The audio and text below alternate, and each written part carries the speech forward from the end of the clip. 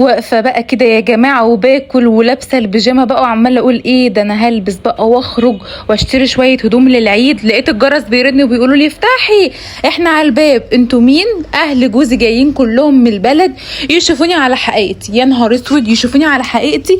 يعني ايه يشوفوني على حقيقتي؟ قلت لازم البس بسرعة طقم حلو كده واشيل المكياج اللي على وشي ده بسرعة واشيل العدسات واشيل السنان وكمان اعمل لوشي شيفنج كده عشان وشي مليان شعر. جوزي بيقعد يقول لي الشعر باين جدا، الناس لو شافوكي يقولوا عليكي ايه. جبت الشيفنج بقى وقعدت اشيل الشعر اللي في وشي ده كده بالراحه. حطيت طبعا السيرم بتاعي، والمفروض ان انت تغسلي وشك قبل ما تشيلي الشعر طبعا وتشيلي الميك اب ده كله.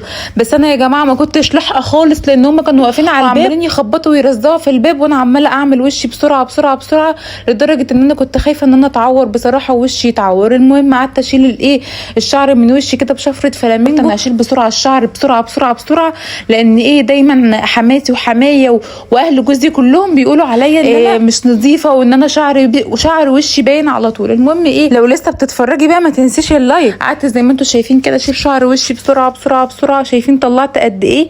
لا بجد يعني بصراحه عندهم حق. بصراحه انا مش نظيفه خالص خالص خالص ووشي مش نظيف خالص. المهم قعدت اكد كده وعيد تاني على الموضوع ده عشان اهل جوزي ما يقولوش عليا فعلا دي معفنه زي ما كله بيقول. ما هو الناس جايين كلهم من البلد وجايين يشوفوا حته القشطه اللي جوزي متجوزها. المهم يعني قعدت اتاكد تاني واشيل كويس كده هو واروح واجي بس كده. المهم ان انا بقى كده خلصت خلاص اخيرا. يلا بقى اشيل الرموش بسرعه جدا عشان خاطر كمان ما يقولوش عليا ان انا ما عنديش رموش، وكمان اشيل العدسات عشان ما يقولوش عليا ان انا فيك وتركيب وكل حياتي تركيب عدسات ورموش وسنين. قلت لا لا لا انا لازم اوريهم وشي على طبيعته خالص. شلت كمان الضوافر علشان خاطر ما يقولوش عليا ان انا ما بصليش ولا حاجه. اهو بصوا الضوافر بشيلها بكل سهوله ازاي. انا بلزقها باللزق بتاعها اللي بيجي معاها يا جماعه، اللي هو اللزق اللي هو الدبل فيس ده، مش الامير لان الامير بيبوظ الضوافر. شلت بقى كل الضوافر، خلعت ضوافري كلها عشان ما يقولوش عليا ان انا مركبه ضوافر وما بصليش. وجبت بقى مزيل الميك اب وابتديت ان انا اشيل الميك اب كده من عينيا اهو عشان ما يبانش اي اثر لاي حاجه، لان انا كمان كنت حاطه لاينر كده تقيل، كحل تقيل بيسيب اثر، فكان لازم ان انا اتعامل كده بالراحه. كل ده وهم على الباب وعمالين يخبطوا على الباب افتحي يا بنتي افتحي يا بنتي انت ما بتفتحيش ليه، وعمالين يرنوا على جوزي. وبجد الموضوع كبر قوي، بس انا قلت انا مش هفتح لهم ولا هدخلهم البيت الا لما اخلص خالص وشي يبقى ما فيهوش ولا نقطه ميك اب، لان انا ما عنديش استعداد ان هم يتخانقوا معايا ولا مع جوزي ويقولوا انت متجوز واحده سودا وكوته ومقشفه وايه ده المنظر ده وعامله في نفسها كده ليه. قعدت بقى اشيل الميك اب كده بالراحه خالص زي ما انتم شايفين واشيل عينيا خالص. انا كنت هخلع عينيا يعتبر، بصوا بقى يعني طلعت بلاوي. وبعدين بقى قلت اشيل الروج كمان عشان ما يقولوش ايه ده بتحط روج يعني هيقولوا عليا كلام مش لطيف، يعني ان انا بحط ميك اب وروج وبحب الكلام ده. والصراحه جوزي هيزعل طبعا لو هم قالوا له الكلام ده.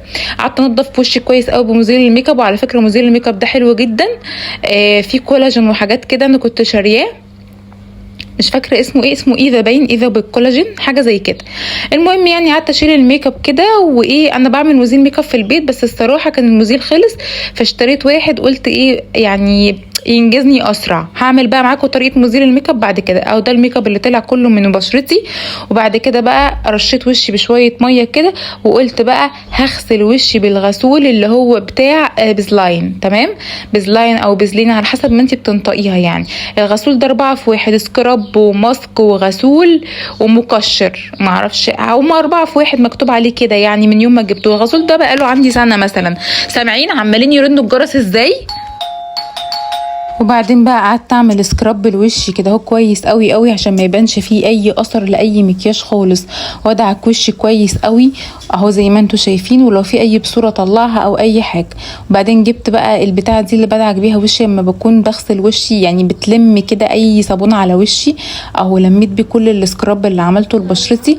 وبعدين هقوم اغسل بشرتي بقى. بصوا بقى هنا الفرق، اقسم بالله اختلاف مش طبيعي، يعني احلى من الميك اب مليون مره. انا شايفه كده، انتوا رايكم ايه؟ ابتدي بقى ان انا امسح كده وانضف تحت عينيا كويس عشان ما يبانش اي اثر لكحل او اي اثر لمكياج، ونضف عينيا كويس قوي قوي من الكحل دخل جواها وعمل جواها زي اللي هو الخط العماص ده. وبعدين جبت بقى السيرم بتاعي وقعدت ان انا احطه على بشرتي واعمل بشرتي كويس قوي وارطبها كويس قوي، عشان طبعا ما ياخدوش بالهم ان انا وشي كان عليه اي حاجه. ورطبت بقى وشي كويس قوي بالمرطب. بصوا بقى المرطب بيفرق ازاي في البشره، شايفين عامل ازاي؟ ده السيرم يا جماعه، شايفين؟ بصوا نعومه وبيخلي الوش ناعم بطريقه مش طبيعيه، انا مش عارفه ازاي كده. السيرم ده عندي على فكره بقاله سنه مثلا. بس كده، المهم ان انا كده بقى المفروض خلصت. قلت بقى عشان ما يبانش عليا اي حاجه احط شويه تنت كده. التنت ده بتاع بريتي وومن، وعلى فكره بيطبع، معرفش بيسيب زي له زي بقعه كده، مش سهل الدمج، لا يعني مجرد ما تحطيه كده لازم تدعكيه بسرعه لانه بيطبع بسرعه جدا. وحطيت بقى على الارنبه بتاعت شفايفي كده من التنت بحيث انه يبان شكلي طبيعي قوي. وبس كده انا خلصت. ما تنسوش اللايك والشير والكومنتات، بحبكم قوي.